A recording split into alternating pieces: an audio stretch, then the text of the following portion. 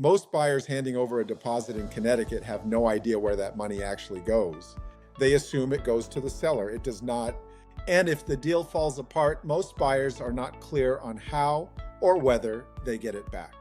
Today, I am walking you through exactly how earnest money works in Greenwich, Connecticut, where your deposit sits, who controls it, and what determines whether you see that money again. I am Charles Nedder, a realtor here in Greenwich, Connecticut, and I walk buyers through this process every single week.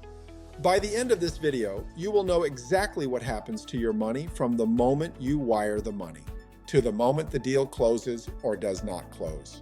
And you will understand the one thing that protects you more than anything else in this process.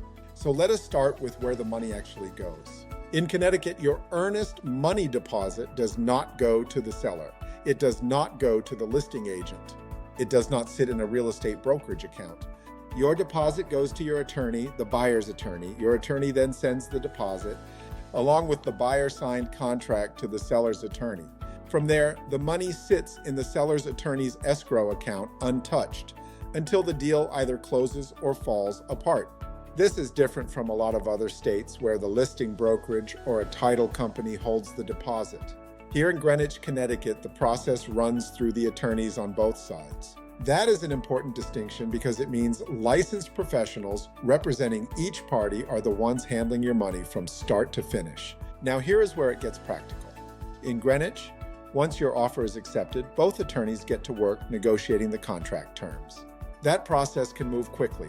In some cases, you are signing within 5 days of your offer being accepted. At contract signing, local custom is to put down 10% of the purchase price. So if you are buying a home at $2 million, you are wiring $200,000 to your attorney at contract signing.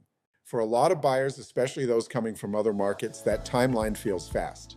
But here is what you need to understand.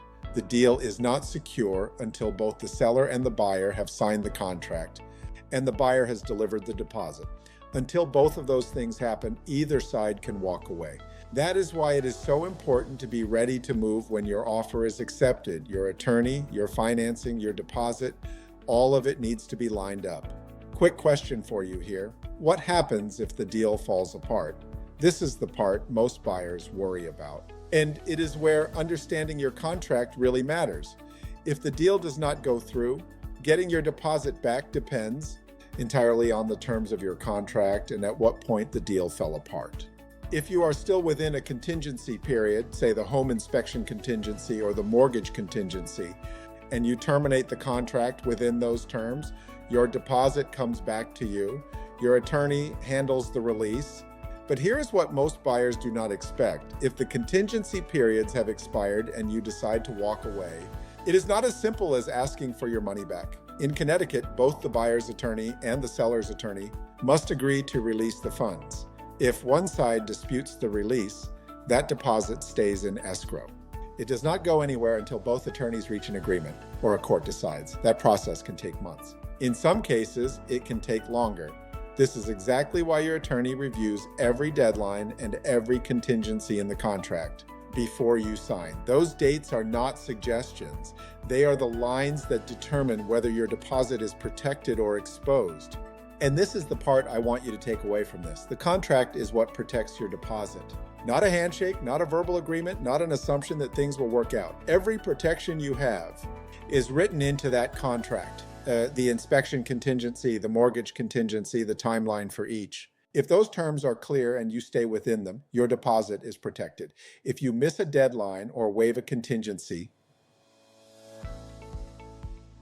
without understanding the risk, you are exposed. That is why having an experienced attorney and an agent who understands how these contracts work in Greenwich is not optional.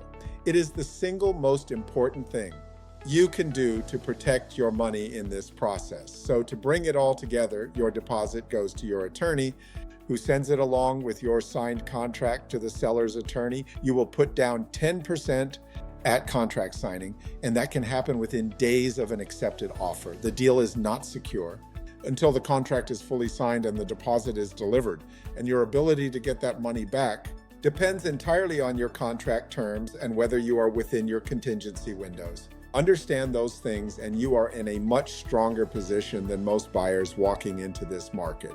If you are getting ready to buy in Greenwich and want someone to walk you through exactly how the deposit structure works for your specific situation, give me a call at 203-524-4303. I am Charles Nedder from Greenwich, Connecticut. I will see you in the next one.